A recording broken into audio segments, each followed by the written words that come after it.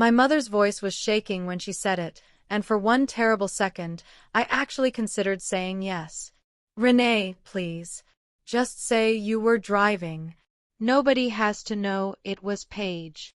She has no idea what she's actually asking me to do. She has no idea who she's asking. I stood in my kitchen in Madison, phone pressed hard against my ear, staring at a stack of case files I couldn't tell my own mother existed, and I understood, in that exact moment, that the life I'd spent 11 years carefully keeping separate from my family was about to collide with it whether I was ready or not. Before we continue, if you enjoy stories about family secrets, unexpected justice, and moments when people finally face the consequences of their choices, make sure you subscribe to StorySpark. And stay with me, because what happened next changed this family forever.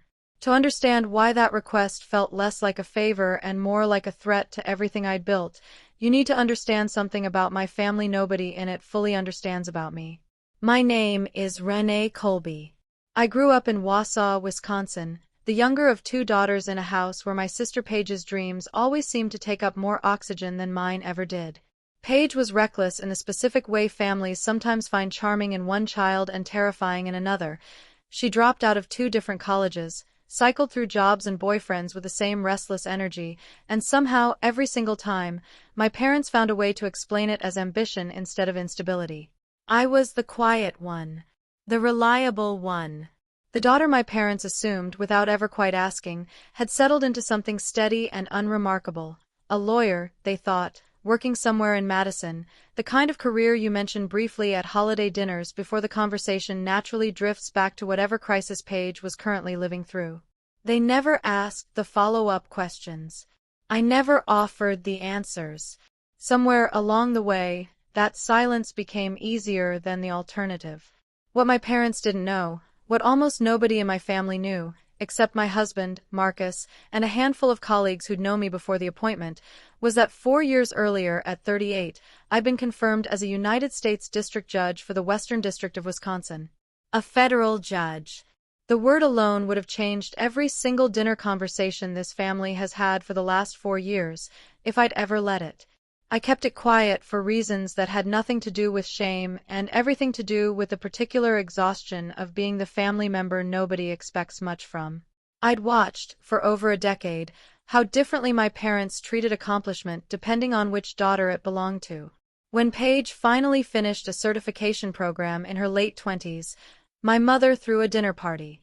When I made partner track at my old firm years earlier, my father asked, distractedly, whether that meant more hours away from visiting home. I stopped announcing things. It was easier than watching them not quite land. There was a professional reason too, one I understood better than most people would. Federal judges are expected to maintain a certain distance from public entanglements, a careful separation between their private lives and any appearance of using their position for personal advantage. The less my extended family knew about what I actually did, the less risk there was of any of it ever becoming a complication in a courtroom. I never imagined the complication would come from inside my own family instead. Marcus used to ask me, gently, whether I planned to tell them eventually. I always said someday. Someday kept arriving and passing without ever quite becoming today. The call came on a Thursday evening in April, 9:40 at night, my mother's name lighting up my phone screen in a way that immediately told me something was wrong. She never called that late unless it was. "Mom, what's happening?" "It's Paige," she said, and I could hear something frantic underneath her voice, barely controlled. "There was an accident. She hit someone. A man, walking near the intersection on Grand Avenue. He's at the hospital, Renee. It's bad. Hit someone. A pedestrian. This is already so much bigger than a fender bender. Is Paige okay? Is the man going to be all right?" "Paige is fine physically," my mother said. "The man, they don't know yet. He's in surgery. Renee, listen to me, this is important. The police are going to want to talk to her, and Paige she'd had a few drinks earlier. Not a lot, but enough that if it comes up, there it is." "Mom," I said carefully, "what exactly are you asking me?" The silence on the line stretched long enough that I already understood the answer before she said it out loud. Renee, please. Just say you were driving. Nobody has to know it was Paige. I sat down slowly at my kitchen table, the same table where I sometimes reviewed sentencing memoranda late at night after Marcus had gone to bed, and I felt the full weight of what my mother had just asked settle into my chest. She wants me to lie to the police about a hit and run involving a man who might not survive surgery. She wants me to commit obstruction of justice, potentially a felony, and she's asking like it's the same as covering for a curfew violation. Mom, I said, keeping my voice as level as I could manage, do you understand what you're asking me to do? I'm asking you to protect your sister, she said, her voice rising now, sharper, more desperate. That's what family does, Renee. You've always been the strong one. The steady one. You can handle something like this so much better than she can. She doesn't know what I actually do for a living. She has no idea the specific catastrophic way that request could destroy everything I've spent 11 years building. I closed my eyes, gripping the edge of the table, feeling 11 years of careful, deliberate silence about my own life collapse into a single impossible moment. Mom, I said quietly, I need you to listen to me very carefully. I am not going to tell the police I was driving that car. And there's something about my life you don't know yet that's about to make this conversation a lot more complicated than you think it is. My mother's voice, when she finally spoke again, had gone very small. What are you talking about, Renee? What's going on with you? I looked down at my own hands, steady in a way that surprised even me, and understood that whatever I said next was about to change every single conversation my family and I ever had again. Mom, I said, I need to tell you something I should have told you a long time ago. I didn't tell her everything that night. I couldn't, not over the phone, not while Paige was somewhere in the background, not while a man's condition still hung uncertain in a hospital surgical unit 20 minutes from where my sister had left him bleeding on the pavement. One thing at a time. Get through tonight. The rest comes later. I can't explain it fully right now, I told my mother. But I need you to understand something. What you're asking me to do isn't just risky. It's not something I can do, for reasons that go far beyond just not wanting to lie to a police officer. Please, for tonight, just focus on getting Paige a lawyer. A real one. Not me pretending to be something I'm not. She didn't understand. I could hear that clearly, confusion tangled up with her fear for Paige, and I hung up that night without fully resolving anything, my chest tight with a particular ache of watching a decade of careful boundaries start to crack open all at once. I drove to Wausau the next morning instead of going into Chambers, calling my clerk to reschedule what I could and quietly, carefully arranging coverage for what I couldn't. I want to be honest about something. Even in the middle of a genuine family crisis, some disciplined part of my brain was already calculating the professional exposure of every decision I made that weekend, the same careful risk assessment I'd trained myself to run on every case that crossed my bench. I can support my family without compromising anything. Those two things have to stay separate, no matter how impossible that feels right now. I found Paige at my parents' kitchen table when I arrived, pale, shaking, staring at a cup of coffee she clearly hadn't touched. She looked up at me with an expression I hadn't seen from her since we were kids, not her usual bravado, but something closer to genuine terror. Renee, she said, Mom told me what she asked you to do. I told her not to. I swear I told her that wasn't fair to ask you. Maybe she did. That doesn't make the situation any less dangerous. Tell me what actually happened, I said, sitting down across from her. All of it. Not the version you've been rehearsing for the police. The story came out slowly, in pieces, the way difficult truths usually do. Paige had been at a work event that evening, 2 drinks over about 3 hours.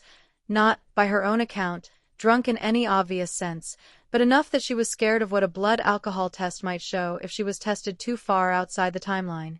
She'd been checking a text message at a red light, glanced up too late, and the man, a 52-year-old contractor named Gerald Owusu, crossing legally in the crosswalk, was already in her path by the time she reacted. A distracted driving accident with alcohol involved and a pedestrian critically injured. This isn't a situation any family lie is going to make safer for anyone, including Paige. Is there a witness? I asked. Someone in the crosswalk with him, Paige said. An older woman. She saw the whole thing. She's already given a statement, which means the physical description of the driver is already part of the record. A false statement about who was driving isn't just risky. It's almost certainly going to unravel on its own. There's also a traffic camera at that intersection, I said slowly, watching her face. Do you understand that, Paige? If there's footage, it will show exactly who was behind the wheel. Her face went white.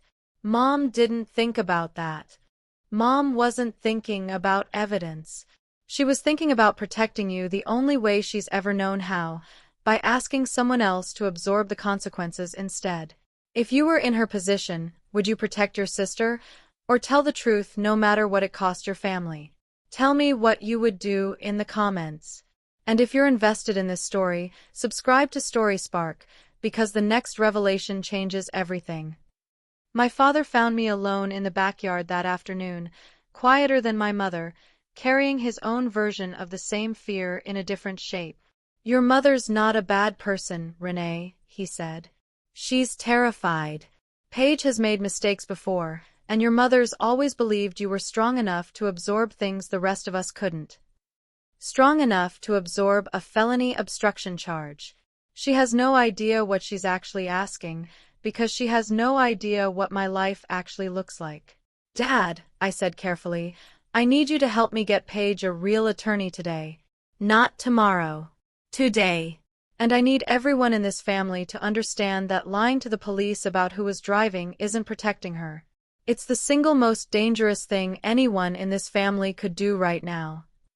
He studied me for a long moment, something shifting behind his eyes. You sound very sure of that. More sure than I'd expect from someone who works in insurance law. He still thinks I work in insurance law. 11 years, and that's the story that stuck. Dad, I said quietly. I don't work in insurance law. I haven't for a long time. There's something I need to tell this entire family, and I think it needs to happen tonight, before the situation gets any more complicated than it already is. The investigation moved faster than any of us expected. By Saturday morning, a detective named Ruiz called the house directly, requesting formal statements from both Paige and, unexpectedly, from me. A witness list compiled from the accident scene apparently included a note about a family member who'd arrived shortly afterward, and standard procedure required confirming exactly who had and hadn't been present. This is exactly the situation my mother's plan would have collapsed within hours. A formal statement, cross-referenced against camera footage and an eyewitness account, from someone who wasn't even at the scene when it happened. I sat with Paige while she gave her statement, insisting, over my mother's continued objections, that she tell Detective Ruiz the complete truth, the drinks, the text message, all of it, with her newly retained attorney present to guide her through exactly what she was and wasn't required to disclose. This is what actually protects her. Not a lie that collapses the moment someone pulls camera footage. The truth, told carefully, with real legal counsel guiding every word. Detective Ruiz, reviewing the timeline with careful, practiced patience, glanced up at one point during my own brief statement, studying my face with an expression I recognized immediately, not suspicion but recognition.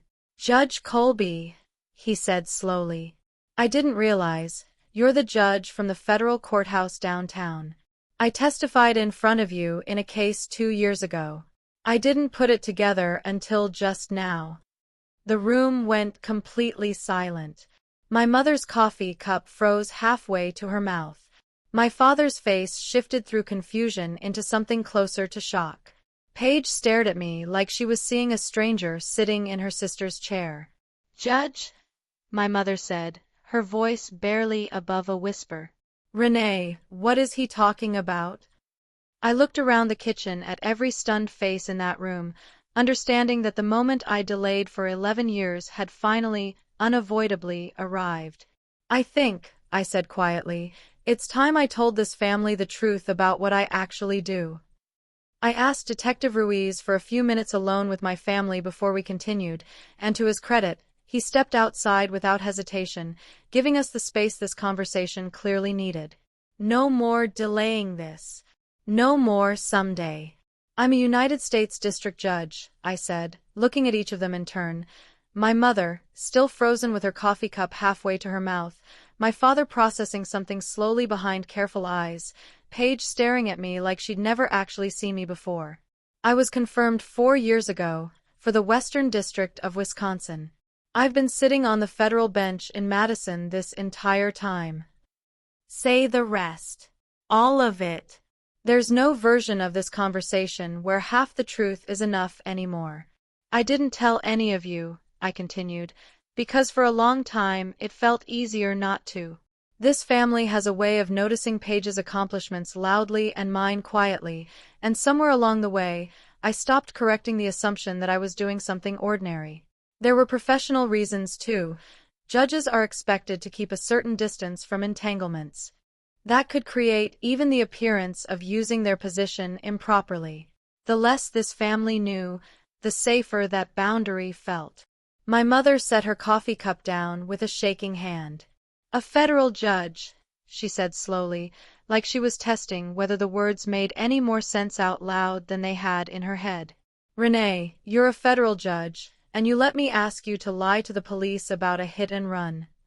She's starting to understand exactly how dangerous her request actually was. You didn't know what you were asking, I said. I understand that. But Mom, I need you to understand now, clearly, why what you asked wasn't possible. Not because I didn't want to protect Paige, but because a federal judge lying to police about a criminal investigation isn't a family favor. It's an obstruction of justice. It could have ended my career, resulted in criminal charges against me, and made Paige's actual legal situation dramatically worse once the lie inevitably unraveled. My father spoke for the first time since the revelation, his voice quiet, careful. Why didn't you ever tell us? All this time, Renee. 4 years. Because you never asked. Because somewhere along the way, I stopped expecting you to. Because I got used to this family not asking follow-up questions about my life, I said, and I watched that land on both of them, heavier than I expected it to. I'm not saying that entirely to blame either of you. I made choices too. I could have told you at any point over the last 4 years, and I didn't. But I think it's worth naming honestly. I stopped sharing big things about my life because I'd learned, over a long time, that they didn't always get received the way Paige's did. Paige sat very still through most of this, and when she finally spoke, her voice was smaller than I'd heard it in years. I never knew that's how you felt, she said. I always just thought you were private. I didn't realize it was because of me. It wasn't only because of you, I said. It was because of a pattern this whole family fell into, without any one person meaning to build it. But Paige, right now, the most important thing isn't sorting out 4 years of family history. It's making sure you handle the next several weeks correctly, with real legal counsel, telling the complete truth about what happened that night. This is the part where I have to be careful. I can support her as her sister. I cannot, under any circumstances, involve myself in the actual legal proceedings. I need to be very clear about something, I continued, looking at all 3 of them. I cannot and will not have any involvement in your case, Paige. Not informally, not through any contacts, not in any way that could be seen as using my position to influence the outcome. I'll help you find excellent legal counsel. I'll support you through this as your sister. But the moment I try to affect how this case proceeds, I become part of the exact kind of corruption the law exists to prevent. Do you understand why that has to be true, even now, even for you? Paige nodded slowly, tears finally falling. I understand. I don't like it, but I understand. What happened over the following months unfolded the way real consequences usually do, slower and more complicated than any single dramatic conversation, but ultimately fair in a way that mattered more than speed. Gerald Owusu survived his surgery, though his recovery took the better part of a year, complicated by a shattered hip and months of physical therapy.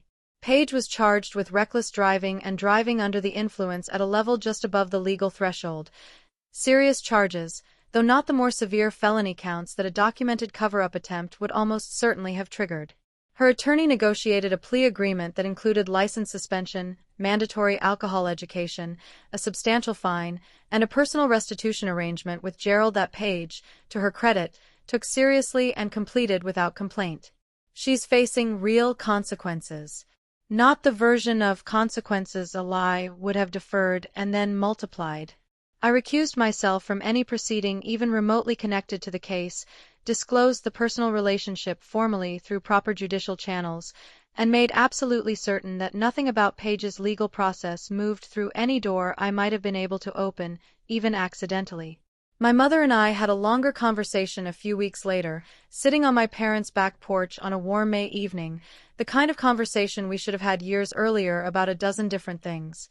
"I keep thinking about what could have happened," she said quietly. "If you'd actually said yes.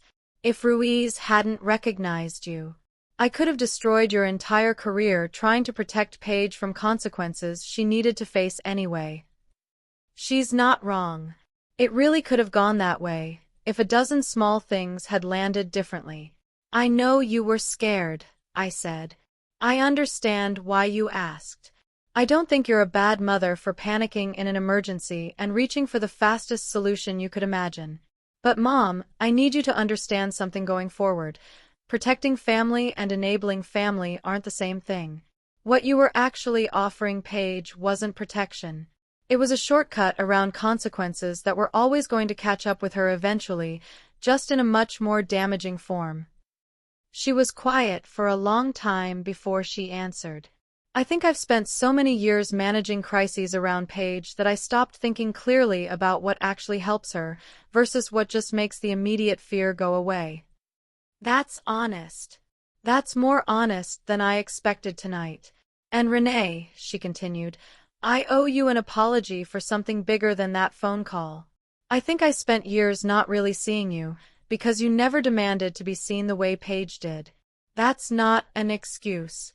It's just the truth, and I think you deserve to hear me say it plainly. I still keep parts of my professional life private, even now. Some habits built over 11 years don't dissolve overnight, and there are still genuine, legitimate reasons a judge maintains careful boundaries around her personal life.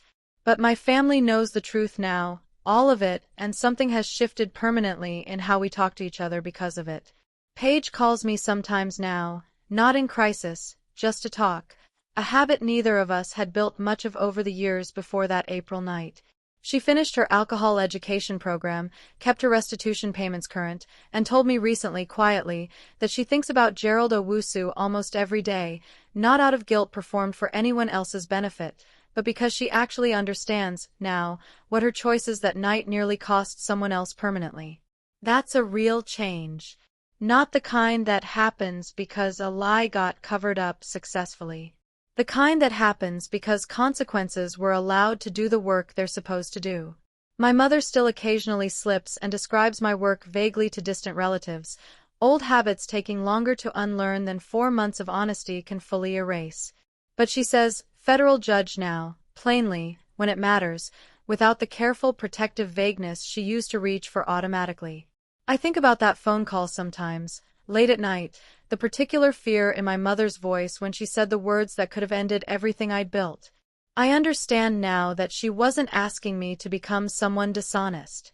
She was asking me to disappear into a role she'd always unconsciously expected me to play, the reliable one, the one who absorbs whatever the family needs to absorb, so long as it kept everyone else from having to face something difficult.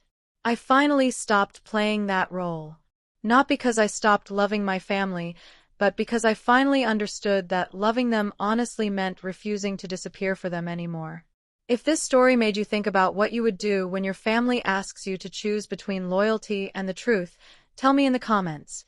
Would you have done what she did? If you enjoyed this story, subscribe to Story Spark for more powerful stories about family, secrets, justice, and unexpected consequences. And remember, sometimes the hardest person to stand up to is the person who taught you that family comes first.